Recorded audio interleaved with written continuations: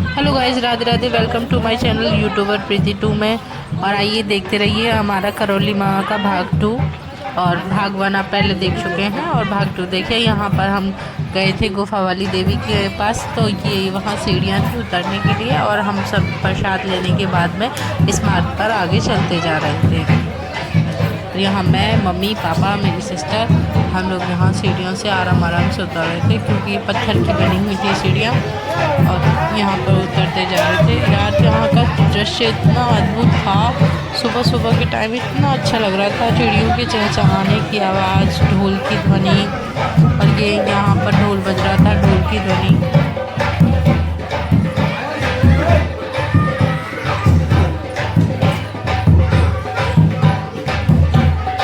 यहाँ पर मान्यता है कि इस गुफा पर ढोल बजता रहता है, और जो भी भक्त यहाँ दर्शन करने के लिए आता है वो यहाँ एक ठुमका ज़रूर लगाता है। और ये जो व्यक्ति हैं यहाँ पर जब तक रहते हैं, जब तक ढोल बजाते रहते हैं, जो भी दर्शन करने दर्शनार्थी आते हैं सब ढोल पर ठुमका लगाते हैं। उसके बाद हम यहाँ सीढ़ियाँ उतर रहे थे, फिर हम पूजा कर रहे थे। और यहाँ काफ़ी अद्भुत अद्भुत चीज़ें भी थी जो हमने इस ब्लॉग में दिखाई हैं। प्लीज़ स्किप मत करिए और आगे देखते रहिए जो हमने यहाँ दिखाया है।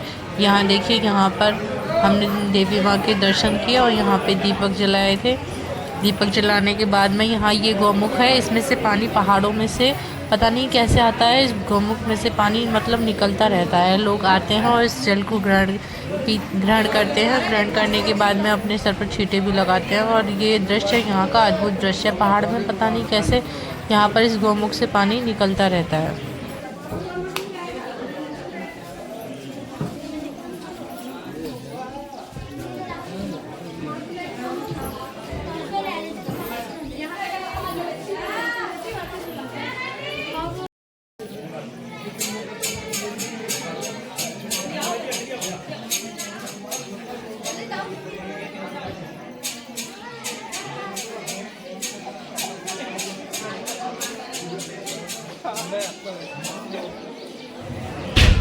और यहाँ पर फ़ोटोशूट चल रहा था। उसके बाद में फ़ोटोशूट के बाद ये है यहाँ पर देवी के पहाड़, और ये काफ़ी ऊंचे नीचे पहाड़ है। यहाँ पे ऐसे लोग चढ़ने की कोशिश कर रहे थे पहाड़ों पे, और देखो किस तरीके से चढ़ रहे थे ये लोग। और जरा पत्थरों से ऐसे चढ़ना पड़ता है। फिर हमने यहाँ पर जोत जलाई। जोत जलाने के बाद अगरबत्ती जलाई। यहाँ हमने पूजा की। यहाँ पर पूजा करते हैं तो हमने पूजा की।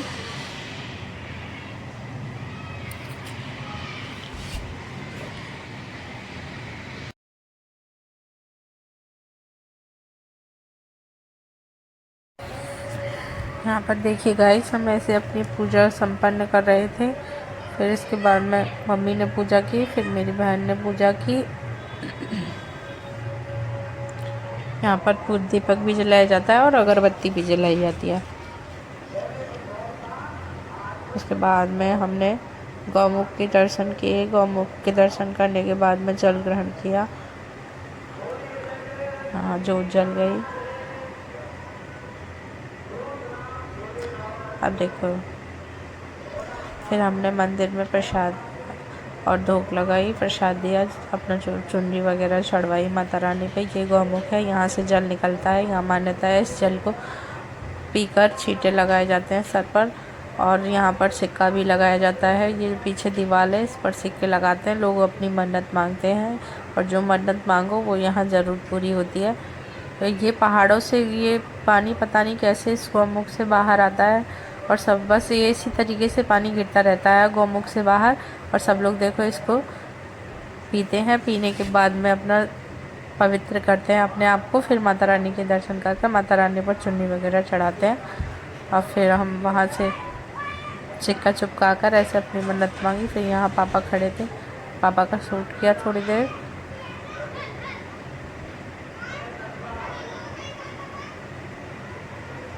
यहाँ पे शायद पापा ब्लॉगिंग कर रहे थे खुद। पापा के हाथ में स्टिक थी, तो पापा खुद ब्लॉगिंग कर रहे थे। और ये है मेरा भतीजा, पापा के पास में खड़ा था। जो ब्लॉग बना रहा था उसने पापा को दे दिया था, तो पापा खुद से ही शूट कर रहे थे। फिर हम यहाँ इन पहाड़ों से होते हुए ऊपर चढ़े, और ये देखो ये है वहाँ का बैनर। यहाँ बैनर लगा हुआ था, तो पापा ने बहुत पास से इसे जूम करके लिया है। पापा की हाइट अच्छी है, तो पापा ने जूम करके इसे लिया था। फिर यहाँ से होते हुए हम देवी का प्रसाद चढ़ाकर फिर गए ऊपर पहाड़ पर। फिर वहाँ हमने घर बनाए थे और वो भी हम आपको दिखाएंगे। और देखते रहिए, प्लीज़ ब्लॉग को स्किप मत करना और देखते रहिए। यहाँ ये डोल बज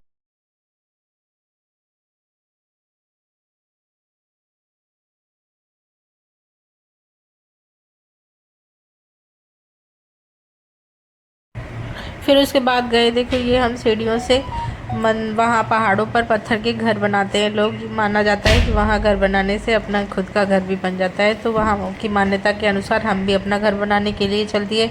अरे देखो यार, शायद हमारी भी किस्मत जाग जाए घर बनाने से। तो हमने थोड़ा सोचा कि चलो हम भी कोशिश आजमा लेते हैं, किस्मत अगर शायद माता रानी कृपा करे तो हमारा भी घर बन जाए। तो हम भी ऐसे जल्दी से फटाफट से पहाड़ों पर चढ़ लिए। और ये देखो वहाँ के पेड़ जिन पर पत्ती का नामो निशान नहीं था और यहाँ हरियाली हरियाली थी। हमने सोचा कि चलो हम भी घर बनाते हैं। और यहाँ मम्मी, यहाँ मेरे पीछे पीछे मम्मी थी और बहन थी। और हमने कहा चलो अब अपने अपने घर बनाओ। हम खुद ही मिस्त्री बनकर अपने घर बनाने की कोशिश में लगे हुए थे कि चलो हम अपने घर बना लें। लेकिन अरे क्या करें, हमने देखा वहाँ पत्थर ही नहीं थे और मान्यता है कि किसी का घर तोड़कर भी हम अपना घर नहीं बना सकते थे। हमने देखा चलो लाओ पत्थरों को ढूंढ लेते हैं अपना घर बनाने के लिए। और हम पत्थर ढूंढने लग गए। फिर हमने पत्थर ढूंढे और आइए देखते रहिए, इसी कोशिश में फिर हम अपना घर बनाने लगे। और घर बनाने के लिए देखो ये ऊपर शूट कर रहा था, घर तो बनाने का शूट कर ही नहीं रहा था। फिर मैंने कहा अबे इधर शूट कर ले, मैं इधर बैठ के अपना घर बनाऊंगी। तो फिर इसने यहाँ पर कैमरा किया और मैं अपना घर बनाने की कोशिश करने लगी। देखो मैं कोई पक्की मिस्त्री तो थी नहीं, लेकिन मैं कोशिश कर रही थी कि अच्छे से अच्छा घर बना पाऊँ, जो कि माता रानी अगर मेरी सुने तो अच्छे से घर बनाए। और ये देखो मेरी कोशिश जारी थी कि अच्छा घर बन जाए। और इसी कोशिश में मैं लगी हुई थी कि घर बन जाए। और वो मुझसे उस कोशिश में मैं असफल हो गई। लेकिन मैंने कहा मैं हार नहीं मानूंगी, अपना घर बना के ज़रूर जाऊंगी। और फिर मैंने अपने घर बनाने की कोशिश की। दोबारा देखो, दोबारा पत्थर रखा, वो दोबारा गिरने को था। लेकिन मैंने कहा माता रानी तुम कुछ भी कर लो, लेकिन घर तो मैं बना के ही जाऊँगी। अब मैंने सोचा मैं हार मानने वालों में से तो हूँ नहीं। फिर मैंने कोशिश की कि मैं घर बना के ही जाऊँगी। और ये देखो सबके 5-5 6-6 मंजिल के घर बने थे। मैं कोशिश कर रही थी कि मेरा 3 मंजिल का ही घर बन जाए। और मेरी कोशिश देखो जारी थी। अब भी मैं हार मानने वालों में से तो हूँ नहीं। मैं कोशिश कर रही थी कि घर बनाऊंगी और बनेगा, ज़रूर बनेगा। और देखो इसी तरह देखते देखते मेरा घर बन ही जाएगा। लोगों आप भी दुआ करो कि मेरा घर बन जाए। देखो ये 1 मंजिल से 2 मंजिल तो हो गया, अब 3 मंजिल करना बाकी है। अब ये तीसरी मंजिल तैयार हो रही है। माता रानी के आशीर्वाद से देखो मेरा घर अब तीसरी मंजिल पर पहुंच चुका। मैंने 3 मंजिल का घर बना दिया था ऑलमोस्ट अपना। मेरा 3 मंजिल का घर बन के ये हो गया तैयार। अब यहाँ मम्मी बोली मैं कैसे पीछे रह जाऊँ, मम्मी भी अपना घर बनाने लग गई। मैंने कहा चलो भाई तुम भी अपनी किस्मत आजमा लो। मम्मी भी अपना घर बनाने लग गई। यहाँ मम्मी का घर बनाने के लिए मम्मी ने पत्थर ढूंढना शुरू किए। मम्मी अपना घर बना रही थी। फिर उसके बाद में मेरी बहन भी लाइन में खड़ी थी कि मम्मी तुम अपना घर बनाओ, फिर मैं भी अपना घर बनाऊंगी। अब ये देख रही थी कि मुझे भी कहीं से पत्थर मिल जाए तो मैं भी मिस्त्रीगिरी शुरू करूं। और देखो ये भी जुटी चलिए अपना घर बनाने के लिए। शायद पत्थरों की तलाश में कहीं ना कहीं तो पत्थर मिलेंगे। और किसी का घर हम तोड़ भी नहीं सकते। कहा जाता है कि किसी का घर तोड़ के अपना घर बनाओ तो अपना घर बसता नहीं है। इसीलिए हम जुटे थे पत्थर ढूंढ के अपना घर बनाने में। और यहाँ देखो मम्मी का भी घर बन के तैयार हो गया फाइनली। और यहाँ इतनी सारी माता रानी थी, माता रानी का आशीर्वाद तो रहेगा ही। और हम पहाड़ पर चढ़ गए, ऐसे घर बनाने में लगे हुए थे। अब घर बनकर तो तैयार हो गए। देखो दोस्तों बहुतों के घर बनकर तैयार हो गए। माता रानी इतने लोगों पे कृपा तो जरूर करेंगी, जितने लोग यहाँ घर बना कर गए उनके घर बने। और देखो हम इस कोशिश में जुटे थे कि अब और भी अच्छा घर बनाए। अब देखो मेरी बहन भी पीछे घर बनाने में जुट गई। और ये भतीजा तो पता ना कितने मंजिल खड़ी करके जाएगा। इसने तो कोशिश की कि 4-4 घर बना के जाऊँ। एक घर से तो इसकी पार पड़ी ना रही थी। और ये देखो अभी ये भी आगे चला अपनी बुआ के पास के बुआ मैं भी घर बनाऊँगा। अब उधर जाके अपनी बुआ के पास घर बनाएगा। और मेरी बहन को भी पत्थर मिल चुके थे, अब वो भी बनाने में जुट गई थी। ये पापा शूट कर रहे थे। ये देखो यहाँ पर इतनी देवियों की मूर्तियाँ थी। अब ये देखो ये दोनों बुआ भतीजे भी लगे थे घर बनाने में, लेकिन इनका वहाँ तक कैमरा ही नहीं पहुँच पा रहा था बेचारों को। अब मैंने सोचा चलो मैं कोशिश करूँ इन तक कैमरा पहुँचाऊँ। अब देखो इन तक कैमरा पहुँचेगा जब तक ऑलमोस्ट शायद है इनका भी घर बन जाएगा। और इन तक कैमरा पहुँचाने की कोशिश पे अब हम पहुंच ही गए। जब तक मेरी बहन अपना घर बनाकर फाइनल कर चुकी थी, इसने कहा मैं ना अपना घर किसी को दिखाऊंगी। और वो बना के खड़ी भी हो चुकी थी। अब देखो मेरा भतीजा अभी भी इसी कोशिश में लगा था। इसने वहाँ 1 नहीं 2 नहीं 3 नहीं 4-4 घर बनाए। अब पता ना ये कितने घर माता रानी इसका कौन सा घर मंजूर करेंगी ये भी नहीं पता। इससे हमने कहा था कि एक ही घर बना ले, पर देखो ये अपना घर खुद बना के भूल गया, लेकिन फिर इसे मिल गया ऑलमोस्ट। फिर ये उसकी छत का निर्माण करने लगे दोनों। और वहाँ पत्थर मिलना बहुत मुश्किल है, क्योंकि सब लोग अपने घर बनाकर चले जाते हैं और किसी का घर तोड़ के हम उनका अपना घर नहीं बना सकते थे, तो बड़े ढूंढ ढूंढ के पत्थर चुन के हमें अपने घर बनाने पड़ रहे थे।